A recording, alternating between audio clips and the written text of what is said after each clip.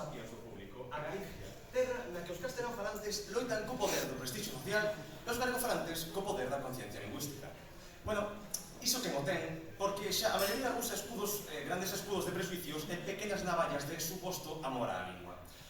Se Rosalía de Castro, a figura máis maravillosa da historia do galego, tiña unha lingua como o galego para poder escribir, era porque durante os séculos escuros o galego permaneceu como a lingua principal para o familiar e asuntos domésticos.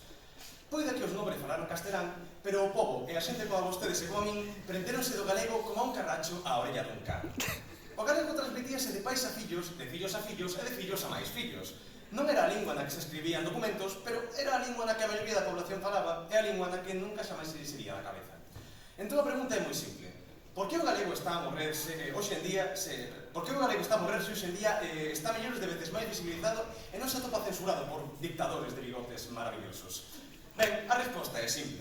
Co paso do tempo, as oportunidades foron chegando e o castelán parecía ser a única forma de atraelas.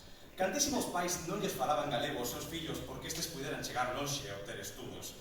Cantísimos mestres lles pitucaban nas orellas aos seus alumnos con frases como «Usted non va a llegar a ningún lado con esas gallegadas». A base galegofalante foi minguando e perdendo forza e o presuicio e a diglosia entraban polo enorme burato que ali quedara, xa que para a diglosia calquera burato é trincheira en tempos de guerra. Sí, hoxe en día, en abril de 2024, o galego é a lingua cooficial en Galicia. Lingua usada no Parlamento en tema gubernamental e, máis importante, lingua do Galis. Sen embargo, a base de galegofalantes que antes existía, formada polo pobo, deixou de ter tanta presenza e hoxe en día é ata raro atoparse con pais que lles falen galego aos seus fillos, sobre todo en cidades.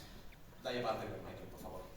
Sí, o galego está presente no administrativo, un grande avance con respecto ao pasado, pero a poboación galegofalante está a morrer. E que morra a base da pirámide do galego implica que a pirámide inteira vai a derrumbarse e Cleopatra perda os nervios. Sen embargo, non todo está perdido. Acordadevos da arma máis poderosa do galego, a conciencia lingüística? Ás veces os castelanofalantes atopan nesta arma un poder tan grande que deciden achegarse moito a ela e cando xa se dan conta, atópanse transformados nos seres máis puros da historia do galego, os neofalantes. Eu levo todo o día con esta arma aquí na espalda, aquí na man e facendo cousas con ela para demostrar que a miña conciencia lingüística teño e levo en alto querendo presumir dela.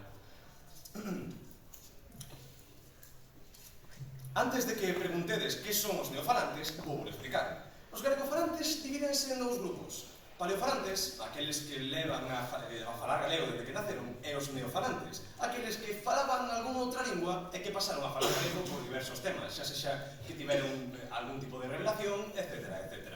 A conciencia lingüística, por a súa parte, como podedes ver aquí, é unha arma equipable, como en Dark Souls, que lle ofrece moito poder, xa que fai que o seu portador ame a lingua galega e nunca xamais se lle pase pola cabeza a idea de deixar de falala. Sempre terá a intención de mellorar a súa forma de falar a lingua, aínda que lle leve anos. A conciencia lingüística ven directamente cos neofalantes, e si, aínda que non todos os paleofalantes a teñen, algúns tamén a teñen.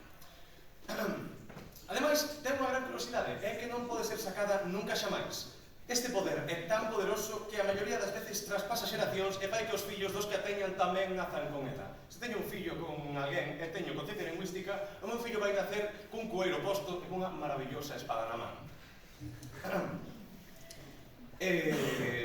A gran vantaxe dos neofalantes é que estes, unha vez se transforman, adquiren esta arma directamente. Os paleofalantes dependen. Ao mellor levan conciencia lingüística en nacemento ou a mellor adquiren co paso dos anos, como me pasou a mí. O importante que nos ten que dar é que para ter unha boa base de galegofalantes necesitamos ter conciencia lingüística e por iso falamos de que o galego sí que podería sobrevivir só con neofalantes. Nun mundo no que os paleofalantes desapareceran, só quedarían neofalantes cunha conciencia lingüística moi potente que, obviamente, traspasarían aos seus fillos, os cales pasarían de xeración en xeración e formarían unha base extremadamente sólida de galegofalantes, que coa súa conciencia lingüística axudarían e mellorarían enormemente a situación do galego, o cal é o que lle fai falta. En definitiva, os neofalantes crean paleofalantes con conciencia lingüística, a mellor arma do galego. Aquí a podedes ver. Deixo aquí os nosos argumentos.